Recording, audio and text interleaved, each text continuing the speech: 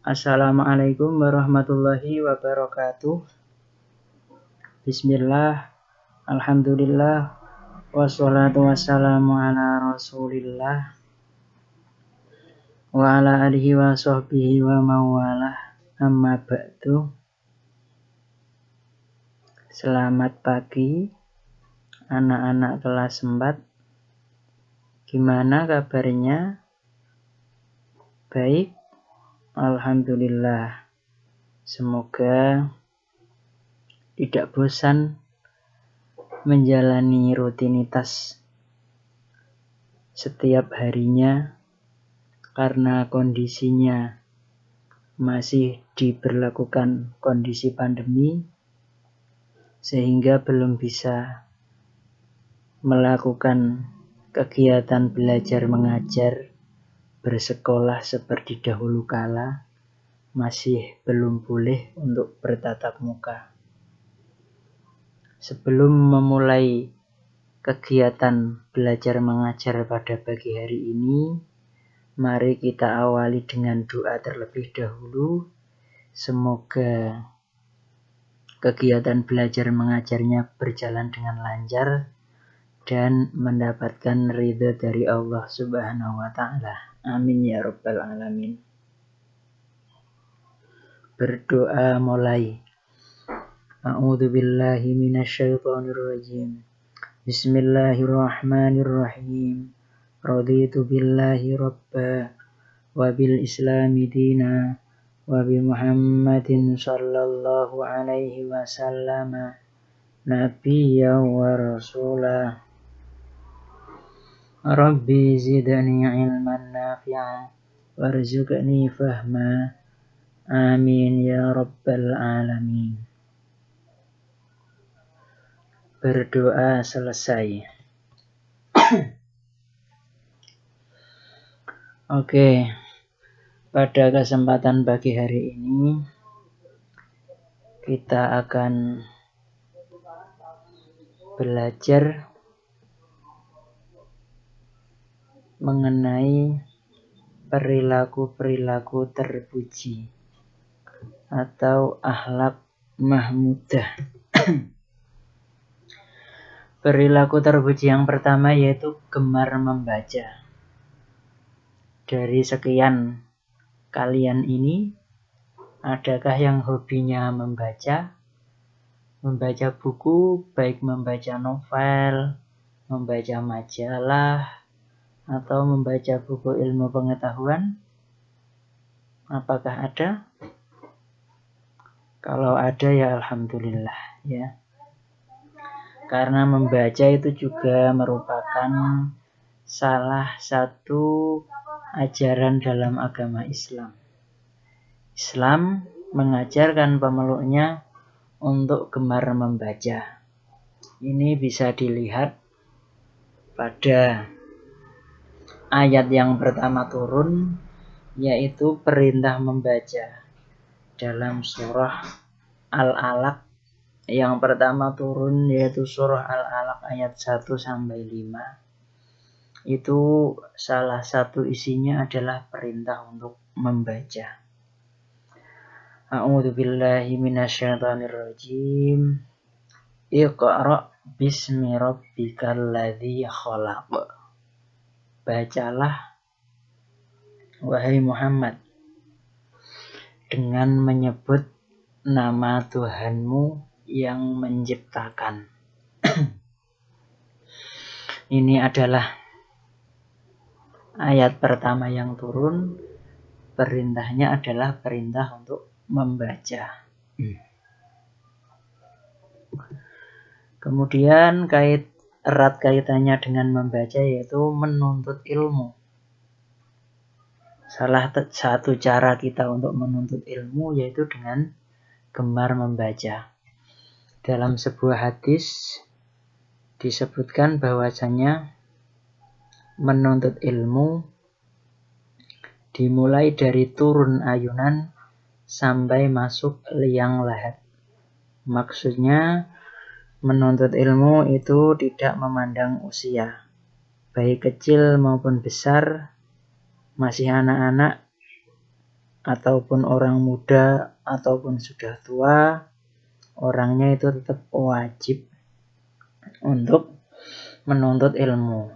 Tapi yang membedakan kalau kalian masih kecil atau masih muda, itu harus giat, harus rajin dalam menuntut ilmu. Karena bekasnya itu lebih mengena. Kalau sudah tua, itu mudah lupa. Ada sebuah peribahasa mengatakan bahwasanya menuntut ilmu dalam usia muda itu bagai memahat di bebatuan. Sulit, tapi nanti bekasnya akan kelihatan. Bekasnya akan ada.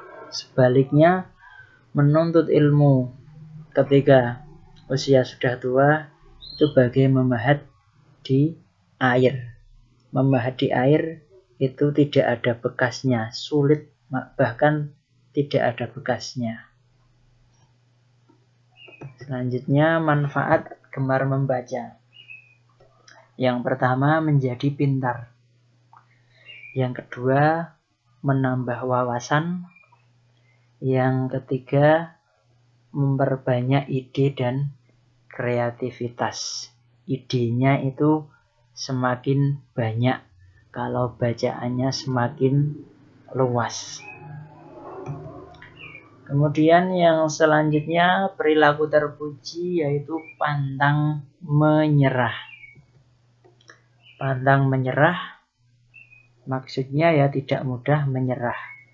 Ketika melakukan suatu perbuatan, melakukan suatu pekerjaan, orangnya itu tidak mudah menyerah, gigih, tidak mudah putus asa, dan tidak malas-malasan. Ketika diberi PR contohnya oleh Bapak Ibu guru, diberi tugas, ya tidak mudah menyerah, tidak malas-malasan. Ya, itu contoh perilaku terpuji. Ciri-ciri orang yang pantang menyerah, yang pertama yaitu bekerja keras. Kemudian yang kedua, orangnya energik. Yang ketiga, penuh semangat, selalu semangat, penuh semangat dalam melakukan suatu pekerjaan. Yang keempat, kreatif dan inovatif. Yang kelima, tidak mudah putus asa. Kemudian yang keenam, beriman dan bertakwa. Dalam sebuah makalah Arab, entah hadis atau kalimat kata mutiara, saya kurang tahu, disebutkan bahwasanya man jadda ya, pakai tasdid, wajada, barang siapa yang bersungguh-sungguh pantang menyerah, maka akan berhasil. Dalam suatu kaidah yang lain disebutkan al-ajru biqadri ta'ab, bahwasanya hasil itu sesuai dengan usahanya. Kalau kita ingin mendapatkan hasil yang maksimal, ya kita harus berusaha juga dengan maksimal. Walaupun nanti ketentuannya tetap yang menentukan adalah Allah Subhanahu wa ta'ala. Tapi kita mempunyai kewajiban untuk berikhtiar, untuk bersungguh-sungguh dalam berusaha. Kemudian selanjutnya,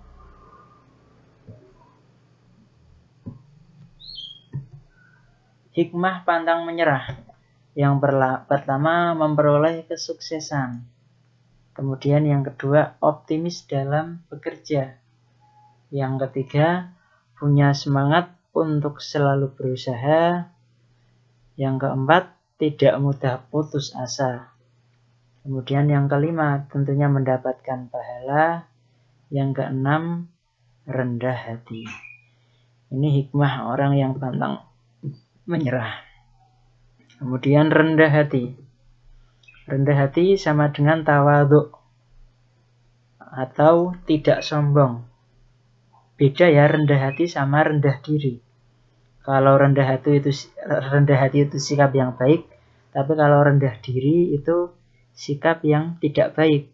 Orang yang rendah diri itu tidak percaya diri, ya, minderan, tidak punya rasa optimis, itu rendah diri. Kalau rendah hati itu tidak sombong atau tawadhu. Ciri-ciri orang yang tawadhu, yang pertama, tidak mengharap pujian, tidak silau oleh pujian. Kemudian yang kedua, jauh dari sikap membanggakan diri. Kemudian yang selanjutnya, tidak sombong. Itu ciri-ciri orang tawadhu atau rendah diri. Manfaat rendah hati atau rendah hati. Manfaat rendah hati. Yang pertama, disayang Allah. Kemudian yang kedua, disenangi banyak orang. Yang ketiga, terhindar dari sifat sombong. Ini keliru ya. Terhindar dari sifat sombong. Kok nggak bisa dihapus? Oke. Terhindar dari sifat sombong. Selanjutnya hemat. Nah, ada sebuah peribahasa bahwasanya hemat pangkal kaya. Ya, hemat itu sesuai dengan kebutuhan, tidak menghambur-hamburkan hartanya. Kalau seumpamanya jajan, ya sesuai dengan kebutuhan, tidak berlebih-lebihan. Kalau seumpamanya beli kuota, ya secukupnya, enggak terus beli kuota banyak terus cuma digunakan untuk main-main saja, cuma digunakan untuk game, cuma digunakan untuk nonton YouTube, tidak digunakan untuk hal-hal yang berguna, tidak digunakan untuk pelajaran. Perilaku hemat. Nah, ini ada beberapa contoh perilaku hemat. Hemat uang, yaitu membeli sesuatu yang berguna. Tidak digunakan kalau punya uang untuk membeli hal-hal yang tidak bermanfaat. Kalau seumpamanya jajan, ya secukupnya. Jangan diberi uang saku orang tuanya seumpamanya 20.000 atau 30.000 dihabiskan semuanya.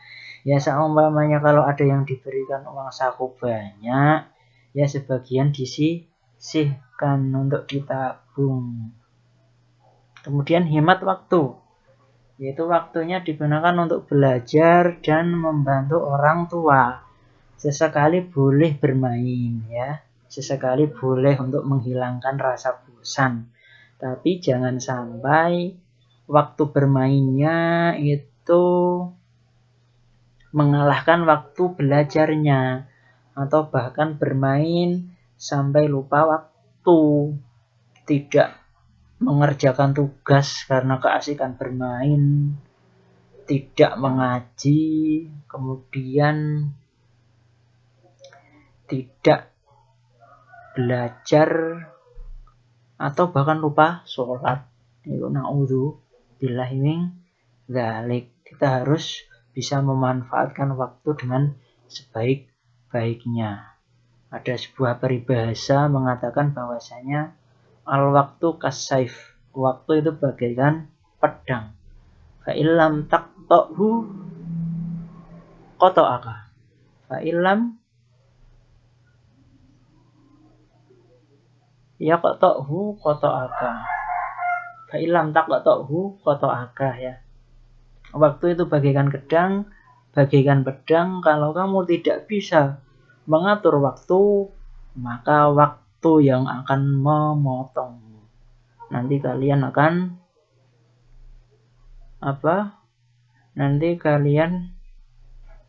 akan menyesal, ya, tidak menggunakan waktu dengan sebaik-baiknya. Kemudian hemat air, yaitu ketika berwudu dan mandi itu menggunakan air secukupnya. Walaupun berwudu ya digunakan untuk kepentingan ibadah, itu tidak boleh berlebih-lebihan, harus hemat ya, walaupun berwudu ya. Wudu kan termasuk perbuatan yang baik, gak boleh kok terus berlebih-lebihan. Hemat listrik, contohnya kita mematikan listrik bila tidak digunakan. Kalau siang hari sudah ada penerangan dari sinar matahari ya nggak usah menyalakan lampu kalau memang tidak benar-benar berguna. Beda kalau mendung atau mau cari barang dengan bantuan sinar matahari, itu cahayanya tidak cukup ya bisa kita nanti memakai listrik, nanti menyalakan lampu. Keuntungan orang hemat, satu, punya tabungan kan, seumpamanya contohnya ya, kalian uang sakunya banyak, nanti jajannya secukupnya, sekadarnya, yang lain nanti ditabung. Kemudian yang kedua, melatih kepekaan sosial, membantu sesama. Kalau kita hemat, nanti ada uang yang disisihkan, nanti bisa digunakan untuk membantu orang lain yang membutuhkan. Karena sebaik-baiknya seseorang yaitu orang yang paling bermanfaat kepada sesama. Kalau kita punya kelebihan ya digunakan untuk membantu orang yang membutuhkan. Kemudian yang ketiga, melatih menggunakan harta untuk hal yang bermanfaat. Kemudian yang keempat, termasuk hamba Allah yang mendapatkan kemuliaan. Oke. Kebalikan dari sifat hemat yaitu boros atau mubadir. Ini ada ayat Al-Qur'an, a'udzubillahi minasyaitonirrajim. Wa atidal qurba haqqahu wal miskina wa ibnas sabil wa la tubadzir tabdzira. Dan berikanlah kepada keluarga-keluarga yang dekat akan haknya. Kemudian kepada orang miskin dan orang yang dalam perjalanan. Janganlah kamu menghambur-hamburkan hartamu secara boros. Dalam ayat ini disebutkan yang pertama yaitu kepada keluarga-keluarga dekatnya terlebih dahulu. Kalau seumpamanya kita punya kelebihan harta ya digunakan untuk yang paling utama, itu digunakan untuk bersedekah atau membantu kepada kerabat dekatnya, kepada keluarganya. Jangan diberikan pertama kepada orang lain kalau ada keluarganya yang membutuhkan. Kalau sudah keluarga dekatnya, kerabatnya itu tidak ada yang membutuhkan, baru kepada orang lain yang membutuhkan, kepada orang miskin atau orang yang dalam perjalanan. Janganlah kita menghambur-hamburkan harta kita secara boros, karena hakikatnya harta yang kita miliki itu adalah titipan. Besok di hari kiamat, di yaumul hisab, hari perhitungan, semuanya itu nanti akan ada hitungannya. Kalau kita dititipi harta yang banyak, itu digunakan untuk apa? Apakah untuk kebaikan atau untuk hal-hal yang buruk? Nanti akan ditanyakan, dipertanggungjawabkan di hari kiamat. Oke, sekian penjelasan dari saya. Tugasnya nanti cek di link deskripsi ya. Di deskripsi video ada linknya. Silahkan kalian kerjakan soal dari saya. Oke, kurang lebihnya mohon maaf. Terima kasih. Kita tutup dengan bacaan hamdalah. Alhamdulillahirabbil alamin. Wassalamualaikum warahmatullahi wabarakatuh.